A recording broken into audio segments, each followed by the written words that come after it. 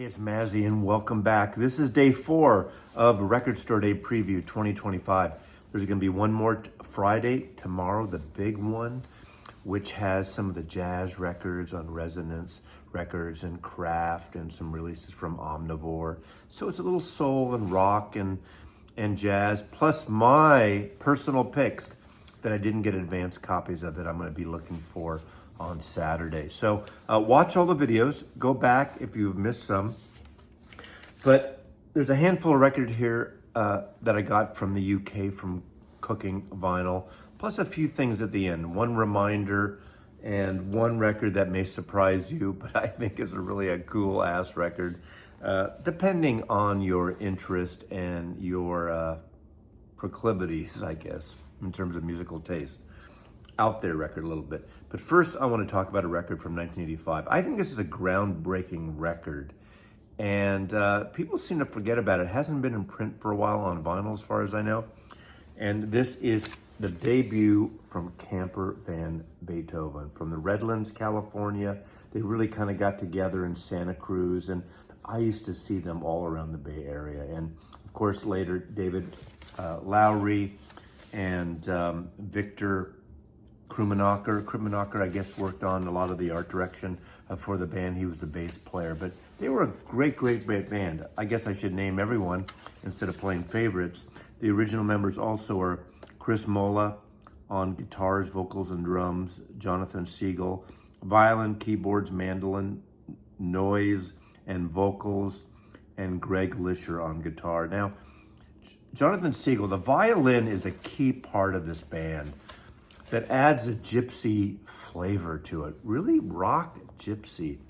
They were really interesting because coming out of the indie scene, the post-punk scene, they were like freak folk. They really didn't fit with everything else, but they did something totally original. They did folk, punk, gypsy music, a little bit of ska, again, those gypsy violin, instrumental type things. And this is the debut album from 1985, or I think it was originally on Rough Trade. I have a copy, a 86 reissue, which is considered the peach color cover. This is not the original, but it has obviously a different coloring than this Kraft paper original. It's beautiful, almost like a silkscreen cover. Also, what I love about it, the original and this peach color, is a top loader. So the original, there's my label. I'm sorry, the second or third press from 86, a year after it came out. I've had this one for years. I did not get the first album, but this new one from Cooking Vinyl, again, I don't think it's been in print for decades on vinyl. I don't know, but it's got this kind of peachy marbling cover, and it's beautiful. Really nice inner sleeves. Love this record. Love this record. And of course it has, with this now, is this a joke? Cooking Vinyl, write me, let me know. It says, please fill out this form and send it to Camper Van Beethoven. I thought it'd be a recreation from 1985. I'd love to hear from you and give you opportunity to tell us why you bought this Record Store Day edition. Of course there was no Record Store Day in 1985 because Record Store Day was every day. It was records. But this band, again, I would see around the Bay Area a lot in the day. And of course, David Lowry would morph into the band Cracker. I adore them. And when I first moved to Seattle, one of the first great shows I saw was Cracker and Camper Van Beethoven. So David Lowry would play with both bands, and one would open for the other, and they would swap it out every few nights. Of course, the song on here that was the key that got them noticed was Take the Skinheads Bowling. It even got them noticed even more when it was at the beginning, the intro of Michael Moore's Bowling for Columbine, that whole documentary on guns and school shootings and the horrible gun laws we have or lack of in America today. But this is a really good, groundbreaking record. Maybe people don't think about it as that, but it's great that it's in print. Record Store Day, not a lot of copies, I don't think, but I highly recommend finding this record one way or another. And Record Store Day could be a good version of it on cooking vinyl. Again, I wasn't going to get it, but I appreciate them sending me a copy because I already have a version. But I love that cover better. I love the craft paper stylings of that's based on the original. Now this is a cool ass record. I didn't pay attention to this on the list, and I missed it. Isabel Campbell and Mark Lanigan. This is kind of like an EP. It's a short album or long EP, depending on how you look at it. Keep Me in the Mind, Sweetheart. I believe this originally came out in 2008. Now, last year, one of my favorite albums of the year from Cooking Vinyl was this. This is the greatest of them. So if you don't get this on Record Store Day, but either way, this is the one to get. This is not a Record Store Day. It should be in your stores, or you can find it. Battle of the Broken Seas. Isobel Campbell and Mark Lanigan. Mark Lanigan, originally from the Screaming Trees. A lot of great records on his own. Isobel Campbell, Scottish singer from Belle and Sebastian. I had no idea of this record until last year. I totally missed the boat on this. This is really good. It's a mix of folk and country. It's very intimate, very low-key. Some beautiful steel guitar on here. An adoring, wonderful, wonderful record. There's Isobel. I sound like I'm talking in Spanish here. I don't know why, because she's Scottish. But this is a really good record. So, Record Store Day. Keep Me in Mind, Sweetheart. Kind of a romantic, a little bit record, but I think this is a killer record. And again, I appreciate them sending this to me, but now that I've heard it, I can't live without it. Going in on another record that I didn't think I wanted either, but I did get their first reissue of their first album that came out from Cooking Vinyl of the Cowboy Junkies. What's really interesting about this, I think the cover is not great. I don't like the cover, but the music is stunning. What this is Cowboy Junkies, more acoustic junk. Apparently there was a acoustic recordings from some years ago, and they added brand new recordings. So this is a mix of the old and the new, all acoustic. There is great guitar playing on it. This is really an organic record, and I love, obviously, the vocals on here. Margot Timmons is a beautiful vocalist, and a lot of people don't think about her when they talk about great vocals, and she's up in front, push in front, but the guitar playing and the arrangements on here, you got backup vocals by Andy Mays, of course, her brother Michael Timmons on guitar, and really good. There's even accordion on here. Aside from the cover, this is a beautiful acoustic record, really well recorded. This particular one is on this kind of yellowish vinyl.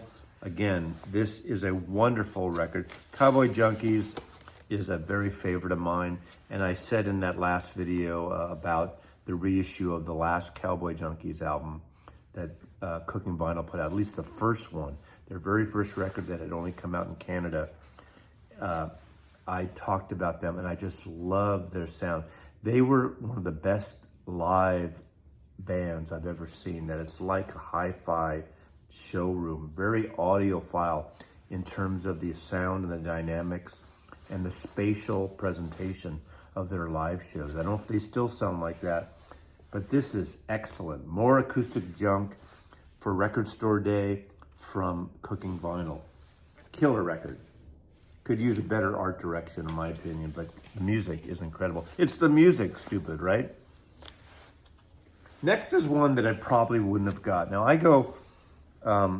I'm not an all-in person on the Alan Parsons Project, and this is the only Alan Parsons record, at least iRobot.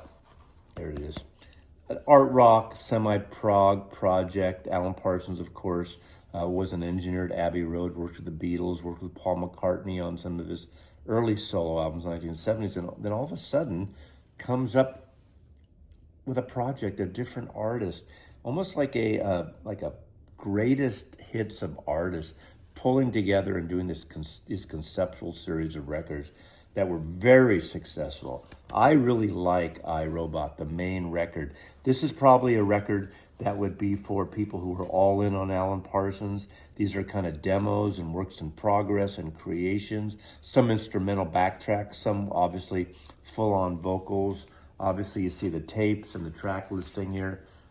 It's really good. I actually like this more than I thought I would. I probably prefer the actual final albums for my take, but if you're into Alan Parsons and this stuff, and they did this last year on one of the other albums, was it Pyramid? I can't remember which one it was, but this is really cool that they did this. It's kind of like what Rhino is doing with the Doors, doing these almost sketches of albums and works in progress. And these are the kind of releases that if you're in a band, you're all in on these kind of bands in this kind of situation. I'm really personally not all in on Alan Parsons, but I really enjoyed listening to this. Again, probably if I was reaching for this, I would reach for the proper album. That's my personal take. And that's it for the cooking vinyl things. A couple things I want to show just briefly. If you haven't seen the Dada record, now this is put out by Real Gone Music from Universal. This is the 1992 collaboration with Real Gone on this reissue. This is a really dynamic sounding, an audiophile record. This has 4 extra tracks that weren't on the original CD. This is in that CD era, and this is the first time this has been released on vinyl. Watch that entire video, my conversation with Joey Callio about that. But I wanted to stick it in one of these comp videos. And lastly, I don't have an advanced copy of this. And don't mock me and don't laugh at me. I am completely serious. Now, some may argue when they change cover art, when they alter it for Record Store Day or for any other issue, like they'll say, why don't they recreate the original artwork? Now, I haven't seen the actual physical vinyl piece, but they use this kind of, well, you'll see it. I'll include it right here somewhere, what it's gonna look like. But this is the original copy. This is from 1975, so this is 50 years ago. Lou Reed had the balls to put out Metal Machine Music. This is a stamped, not for sale promo copy. It's kind of debossed. It's hard to see here. This is the record that everyone seemed to love, or most people seem to hate. This is ambient, this is electronic, this is feedback, this is a noise record before artists like Throbbing Gristle, all these noise bands came out into the 1980s. This was ahead of its time. Metal Machine Music. People got this record and thought, what the fuck is this? We'd put this on in the record store in the mid-70s to get people out of their stores at midnight when we were closing on a Friday and Saturday night. This was that record. But I tell you, a couple years ago, I pulled the CD out for a road trip and put it in my car player, and I enjoyed it while I was driving down to Portland, Oregon. I thought this was incredible. It is one of those records not for everyone. There's a limited press run happening on Record Store Day. I'm gonna grab it. I'm gonna grab, like I need 2 copies. I'm gonna grab with that different new cover. Noise, Sony half track, Usher half track, Pioneer half track, quarter track. Oh, quarter tracks and half tracks. Sennheiser headphones, drone, harmonic possibilities vis-a-vis Lamont Young's Dream Music. Rock orientation, melodically disguised, i.e. drag. Fender tremolo unit, Sun tremolo unit, ring modulator, octave relay, no ARP, no synthesizers, no instruments, distortion. This is one out there ambient noise record, and it's coming out for Record Store Day, and I'm gonna try to grab myself one. So again, this is a tough record to love. Think of Trout Music replica, Trout Mask replica would be like a Carpenter's record compared to this record. But I am checking it out. So Record Store Day 2025, that's another mini preview of some things coming out. Thanks for watching. Let me know what you're checking out. And next week we'll have our tour with some of my buddies in the Seattle area of Record Store Day. Thanks for watching. Nazi loves you.